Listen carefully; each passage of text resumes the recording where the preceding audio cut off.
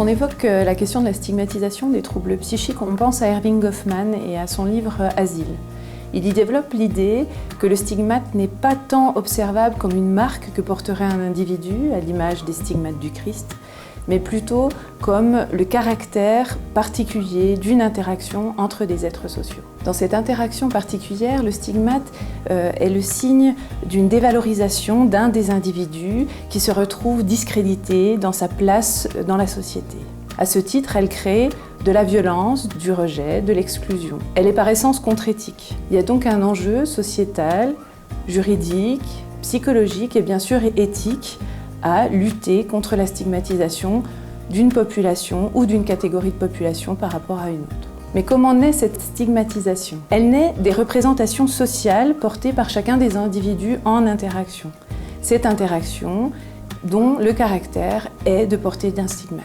Pour ce qui est des troubles psychiques, ces représentations sociales sont fondées sur une opposition clivante entre le normal d'une part et le pathologique de l'autre. Il y aurait des individus qui fonctionnent bien et d'autres qui fonctionnent mal. Il y aurait les personnes dépendantes et les personnes indépendantes. Celles qui sont saines d'esprit et les malades, pour ne pas dire les fous.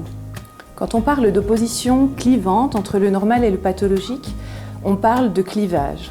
En psychologie, le clivage, c'est un processus archaïque, c'est-à-dire immature, peu élaboré, qui vise l'individu à se défendre d'une situation qui crée de l'angoisse. La stratégie consiste alors à réduire la situation en une opposition entre, d'un côté, des bons objets et de l'autre, de mauvais objets, les normaux et les pathologiques. En quelque sorte, il s'agit de cliver pour mieux régner.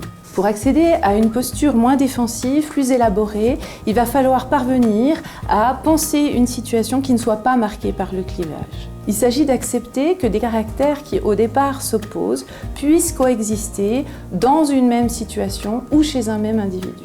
On parle d'accéder à l'ambivalence. Concernant les troubles psychiques, qu'est-ce qui pousse une société ou des individus à se défendre contre l'angoisse par le clivage ? Très probablement le spectre de la vulnérabilité. Cette vulnérabilité, cette idée de vulnérabilité qui en devient un spectre, crée de l'angoisse, de l'inconfort dont on cherche à sortir. Si le vulnérable, c'est l'autre, le fou, le malade, alors moi je suis protégée.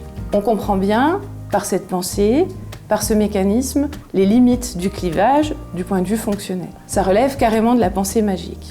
Mais c'est le premier réflexe d'un psychisme face à une situation qui crée de l'angoisse. Non seulement je sens bien que je ne suis pas si bien protégée que ça par le clivage, mais en plus, lorsque je ressens de la vulnérabilité, au-delà de l'inconfort de ce ressenti, je prends le risque de basculer du côté des stigmatisés. C'est la double peine. D'où la nécessité de passer à une position plus élaborée qui est celle de l'ambivalence. Pouvoir accepter que bien que vivant, je peux aussi être vulnérable, dépendant, fragile. Si tout individu peut être vulnérable, selon les personnes, mais aussi selon les périodes de la vie, alors la stigmatisation n'a plus lieu d'être. L'autre vulnérable, c'est un peu moi aussi. C'est là tout l'enjeu de la déstigmatisation des troubles psychiques en santé mentale. Pouvoir passer du clivage à l'ambivalence. Pouvoir accepter une vulnérabilité partagée entre les êtres sociaux. C'est la condition pour accéder dans la relation à l'empathie et dans la société à une véritable inclusion.